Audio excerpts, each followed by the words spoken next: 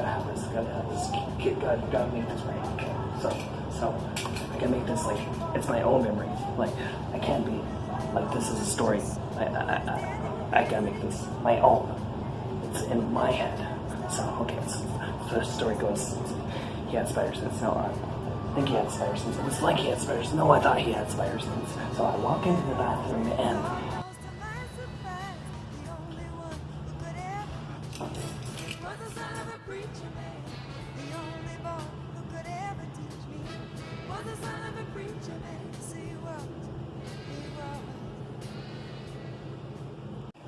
It is not hard to become famous nowadays. What do you mean? It's harder now than ever to become famous. I mean, all you have to do was go on social media and like, start beef with someone or do something stupid. Instant fame. You know, what was that guy's name? The Canadian guy, Justin Bieber? What's his name? Bieber, yeah, Bieber. You know, he used to have good, well, I'm gonna say good music. He used to have music? No, well, he used to do something back in the day, you know. Lots of people loved him and everything like that. Fell off the face of the earth. You know, got in trouble for taking people's cameras and stuff like that. So, no fame anymore. Yeah.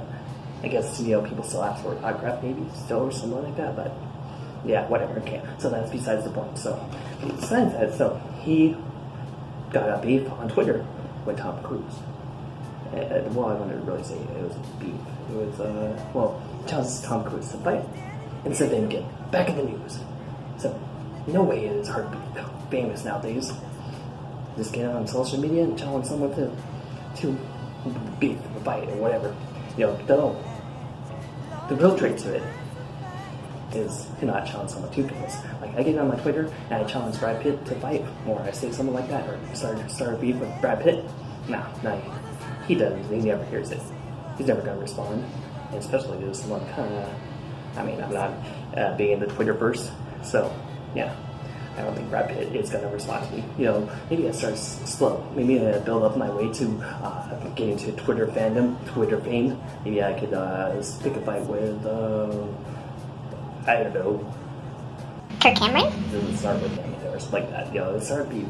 Which that is the most ironic person that I could start a beef with. Kirk Cameron would probably be like, no, I'm not going to start a beef with you. I'm not going to start fighting with you. I'll pray for you or something like that. You know, but whatever. You just got to start with something small, and then maybe you could work up to the Brad Pitts with Tom Cruise or something like that. You know, Bieber was all kind of famous. So, you know, he could go to Tom Cruise first and get the fame that way. And I think he would just seek an attention and fame. So that's what I thought happened every day. But, yeah, you got to start little and go up to the big. But, besides the point, it is easy to be famous nowadays.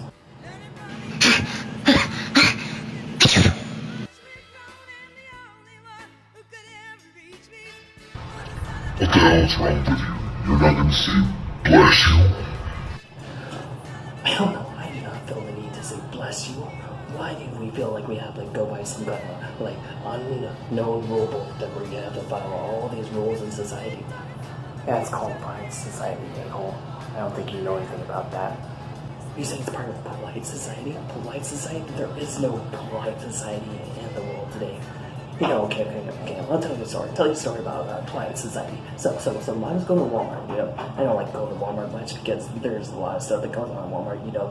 If you want to see what the world is really like, go to Walmart. You know, I think sometimes that if someone's a sociologist and they really want to study people, you know, go to Walmart, see what is out there. You know, you don't have to go take all the surveys and do all the surveys and stuff and put all the flyers and ask questionnaires and see what's going on with that. Just go to Walmart, look around. Got a sociological study right there. So anyways, it was going to Walmart, and you know, like it's a mile from the parking lot. The whole parking lot is like a mile. So, you know, I park far away because it's always filled. Maybe like 1 o'clock in the morning, and it could be filled. So I go there, and I'm one of the last cars ever because, you know, like it's filled, and I feel like lots of times if I get even like probably the first 3 rows, I've been golden. I've got a good day. Oh, I remember one time I got the first parking spot in the Walmart parking lot, right next to the door, right next to where you get to enter. I felt like I won $1 million. I feel like I was like, this is my day. This is the day that's going to happen. This good stuff is going to happen. So, I don't know what happened the rest of that day. I don't remember that day at all, but I remember that part. So anyways, I'm like probably 20, 30 cards out. So I'm walking, and then I gotta walk like this half a mile to Walmart, and I don't know, that gives me exercise, so I guess that's a good thing. So I walk past this car, and then you see that it's pulling out, and the car starts pulling out. It's only a couple of seconds to walk past the car, but this car, I don't know if they're in a hurry, if someone's dying, or someone's pregnant, or something like that, or someone needs to go to a hospital. They start yelling at me because I'm walking kind of slow past their car. Where I walked like half a mile through the parking lot. I'm tired, I'm sweaty, it's hot in this place. It was like 100 degrees. So anyways, they start yelling at me, and start yelling at me to move my fat ass. I'm not fat, I'm not a fat ass person. I don't know. So that is what I think about polite society. That someone can't even wait a few seconds for me to go past their car, be why not call me a fat ass, yelling at me, honking at me, and cursing at me. So that is why I don't believe in bless you. There is no polite society. I'm going to lay down life for this job. This job is a bigger job than I've ever done, probably than you've ever done, than anybody has ever done. And we've got to be a team to pull off this job. We're going to be a team, but I'm the king, I'm the leader, I'm the manager, I'm the one who tells you what to do. If you don't like me telling you what to do, you can walk right now. We can all make millions, and you can be all by yourself and not making millions. So this job is going to be a big, huge job because we're going to run up the raw snack pack factory, the biggest snack pack factory maker in the world. And this is going to be on National Snack Pack Day when they're getting millions of dollars shipped in. For the sake of being anonymous, I'm going to be giving you names based on different colors. Sometimes I do ball players' last names, sometimes I do shapes, but it's going to be colors because what I say goes. So don't complain about your color. I've had different people complain about their color, that they had the wrong color, that didn't fit them. I even have one guy that got so mad about his color that he killed another guy for his color. This is madness. I can't see how someone would do that, but whatever. So you right there with the hat, you're Mr. Baby Blue, you're Mr. Red, you're Mr. Green, you're Mr. Yellow, you're Mr. Purple, and you're Mr. Beige. Mr. Baby Blue, that sounds like a baby's color, that sounds like a child's color. Can I train for something like that? I do not want that name. Like something Mr. Flame or something like that. Mr.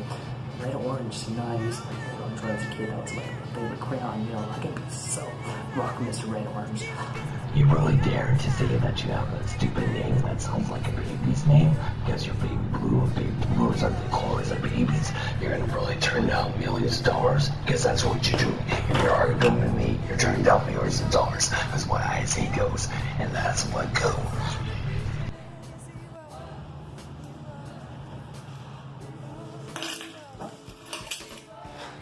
What are we doing this time?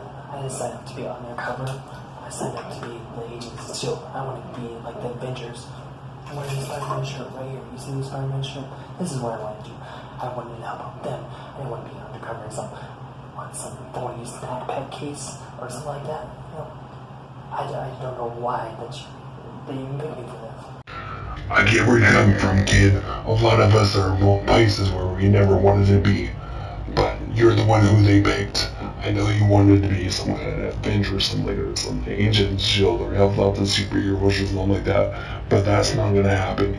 You're going to be undercover on the Snack Pack Factory case. And if you don't know what you're doing, and if you don't memorize the script exactly how I told you to do and make it like a memory of your own, you are going to die. That's it.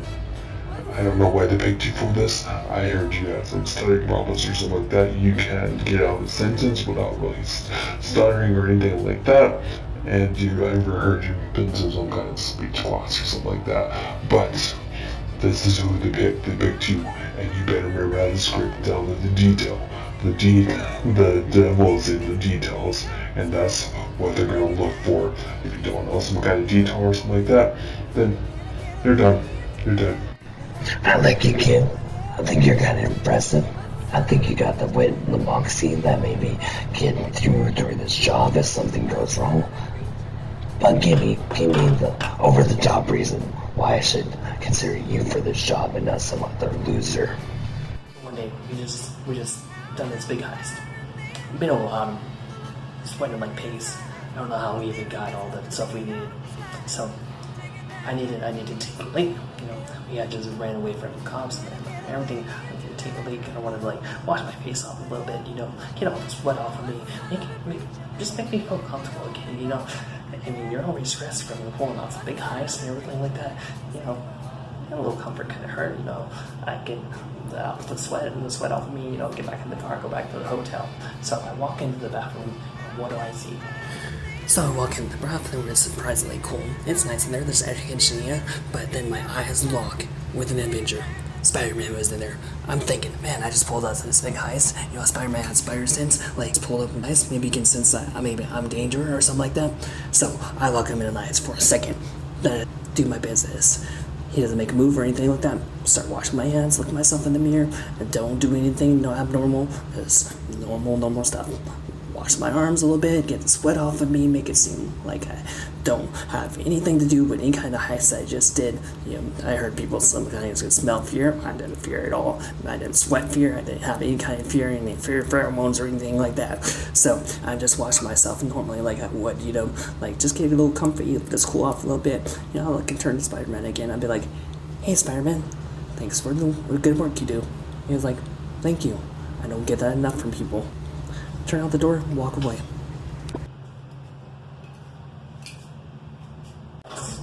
Why should I stand out for this job? Why am I different from others? Yeah, well, I guess I could tell you a story. I am a man of a million stories. I do tell them well to kind of pat myself on the back. People usually do say I tell an entertaining story. So, one day, I was walking home from the bar. I had a little too much to drink, you know. I was planning on taking the bus home, but it didn't work out so well, you know. People are like, yeah, let's have a good party, let's have a good time, you know, let's have a couple more drinks, starting into 4 drinks, starting to 5 drinks, you know, and I'm like stumbling home, and I forgot my jacket. So I had a backpack and extra clothes in there. Look through what I have and everything like that, and I have a t-shirt and some pants. So I have some like just some dress pants, you know, some. It's okay, like they're kind of thick a little bit, but I was like, man, I'm freezing. So my legs were okay. I was wearing jeans, and I was like, I'm cool with that. But my arms were freezing. We were getting goosebumps when I stepped outside the bar and started walking home. So, the genius I am, I put the pants on my arms and wore them like a jacket. I felt so much more comfortable. But then it was like a 2-hour walk home. I started to get bored, and I had my phone on me. Like at the time, well, I had my phone on me, but at the time my phone didn't really play music. It wasn't the kind of smartphone like we have nowadays, you know. This is a little bit ago. It was like 10, 12 years ago, you know. I was a young lad at the time, you know, just sowing my oats and starting to drink at bars and stuff like that. But I lived 2 hours away from my favorite bar that I went to. So, make a long story short, or make a short story long, whatever. So, put the pants on my arms, and so I started to get bored. So I was like, what can I do to like entertain myself? And then I thought of the episode of Star Trek where Picard starts singing with the kids to make them so that they're not scared. And there's like Verajaka, and then I remembered that I don't know the rest of the lyrics to that song. It's like Verajaka, Domevu, and then I started thinking of like the Spanish Days of the Week song, because when I was in high school, they did Spanish Days of the Week song to the Verajaka, so it was like lunes martes, miércoles. So I was getting those two confused, so I couldn't sing that song. So I was thinking, like, what's a good song that you can really belt out and that you can really think of? And so I was thinking of like, maybe Simon and Garfunkel, the Boxer. That's a good song that I always like to bang in the bar. But then I was like, I don't know the lyrics to that song either. But I was a little drunk, so I was just like, la la la, la la la la la la la la la la, you know, kind of like the chorus. And then at the time, I thought it just literally said like la la la, you know, like the opposite of truth. And sometimes I even used to say that, I'd be like, truth to truth, truth to truth, truth, truth to truth, truth to truth. And so I was doing that, and you know, I was like la la la, and so I started getting louder and louder and louder. And then, as I'm getting louder, I see a squad car, a police car go by. They shine their light on me, and as I'm doing this, I'm walking with my hands on my arms, and I'm saying, la la la, la la la la la la la, at the top of my lungs. I'm not caring at all, like how loud I am. They shine their light on me, they look at me, give me a good look, and just pull away. It's because of my reputation. I have such a good reputation, like, I don't want to deal with that guy. I don't want to have anything to do with him. And that's why you should pick me. Barry, I'm scared. We got hit by the lightning bolt. I don't think that we're gonna die. I don't think I can make it.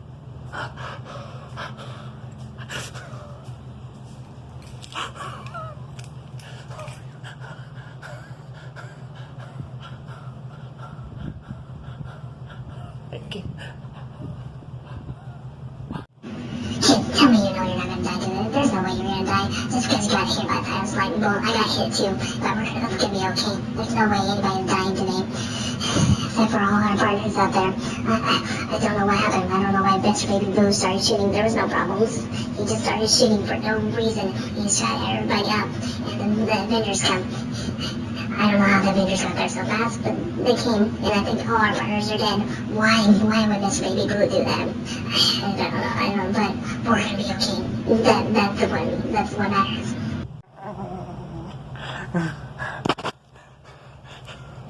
Just make it stop. Kill me, man. There's no doctor. There's no nothing, but they can't save me now.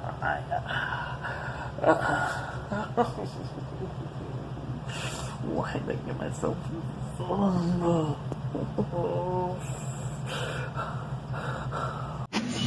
Stay with me, kid. Stay with me. You're gonna make it. We'll be okay. I'll find you a doctor. I'll find you something. Okay.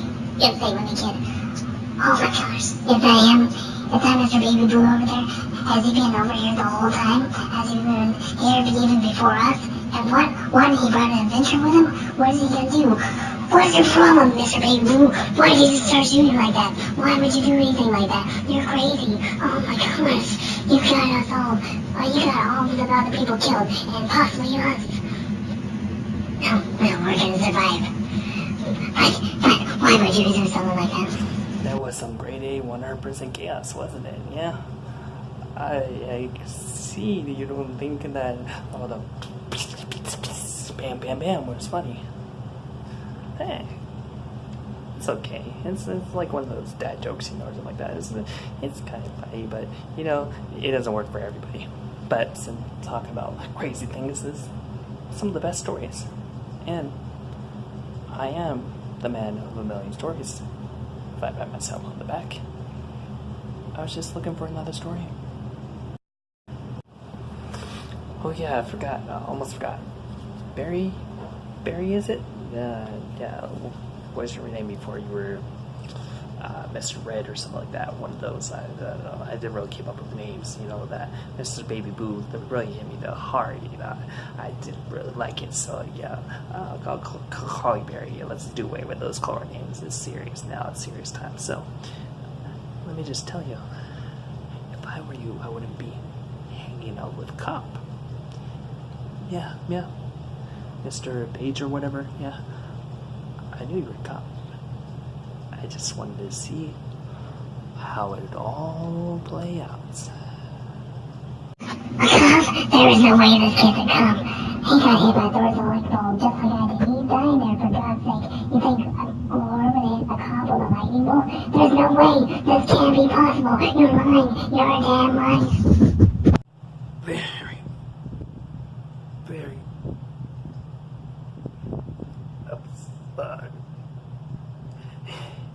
It's true. I'm God.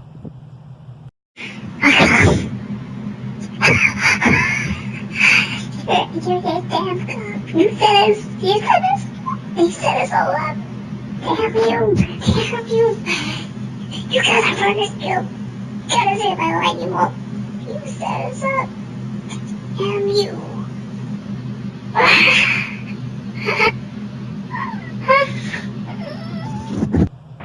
This is the police. Come out with your hands up. We're out. I guess the police got our whereabouts. I'm sad that they sent the Avengers after us because they sent them earlier and all you guys got hit with a lightning bolt. I'm reminded right now of words from a Tom Petty song, I Won't Back Down. So, you guys can stay here, but I am going out guns blazing.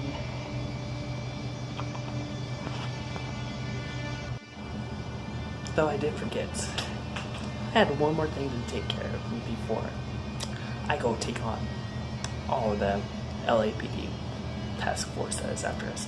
Maybe the Avengers, maybe the SWAT team, maybe the FBI. I have a date with an Avenger.